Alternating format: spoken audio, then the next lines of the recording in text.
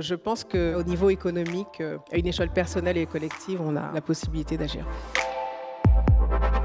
Aïssa, nous vous connaissons tous en tant que comédienne. Vous êtes également réalisatrice de 2 films. Un film qui s'appelle Regard noir et le long métrage Marcher sur l'eau qui traite du réchauffement climatique au Sahel. Aïssa, qu'est-ce qui vous a le plus marqué dans cette aventure que vous avez filmée? En me penchant sur les conditions de vie des Peul Wodaabe, j'ai découvert une chose avant d'y aller qui m'a dévastée. C'est le fait que le changement climatique est directement responsable de l'explosion de la cellule familiale. On parle de populations qui sont traditionnellement nomades, au gré des transhumances, et cette transhumance-là est devenue quasiment impossible du fait de la raréfaction de l'eau. Donc il n'est pas possible, dans des conditions qui sont devenues très dures, d'emmener leur famille. Le résultat, c'est que les enfants sont laissés seuls pendant des longues semaines, voire de longs mois.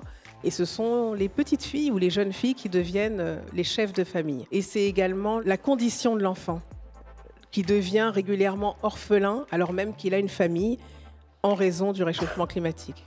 Quel regard vous avez, vous, sur justement le comportement des femmes, les besoins des femmes et des petites filles en l'occurrence? Les petites filles quittent l'école, non pas parce qu'elles n'ont pas les capacités pour suivre le programme, l'enseignement, mais parce que les familles ont trop besoin d'elles, de se reposer sur elles, ou parce que certaines traditions aussi parfois entrent en ligne de compte. Ensuite, les femmes sont exposées à différents dangers sur les routes. Leur niveau d'exposition est plus élevé que celui des hommes. Quelles sont les solutions efficaces qu'on devrait promouvoir pour accompagner finalement ces peuples à trouver l'eau et à éviter de marcher si loin pour trouver de l'eau? Alors il y en a une parmi d'autres qu'on a explorée dans le film, qui est la construction d'un forage. L'eau est là, elle est simplement très profondément enfouie dans le sol.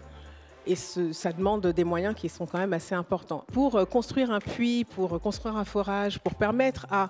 On ne parle pas juste d'un village. Quand on fait un forage comme ça, c'est plusieurs dizaines de milliers de personnes par an sur tout un territoire qui vont pouvoir bénéficier d'un accès à l'eau et d'un accès à l'eau potable surtout.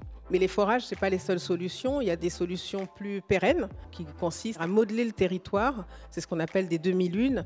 Et ce sont des poches d'eau qu'on crée en façonnant la terre. Et ça, c'est une solution qui est assez miraculeuse, entre guillemets, parce qu'en 3-4 ans, dans une région même très désertique comme celle-ci, on reverdit des territoires entiers. Et il y a une chose que vous avez dit dans une de vos interviews, il ne faut pas oublier qu'un geste ici a des répercussions là-bas et qu'un geste là-bas a des répercussions ici. Quel est notre rôle particulier? Je pense que ça demande un tel courage politique, à la fois personnel et collectif, que ça ne se fera pas sans une grande dose de détermination. Et je pense que le cinéma a aussi ce rôle-là. Le monde artistique a la possibilité de participer à convoquer les consciences. Évidemment, ça ne suffit pas. Il faut parfois également des moments de tragédie totale pour que d'un seul coup, les consciences se lèvent et qu'il y ait un changement de paradigme. Mais je pense qu'en tout cas, au niveau économique, à une échelle personnelle et collective, on a la possibilité d'agir.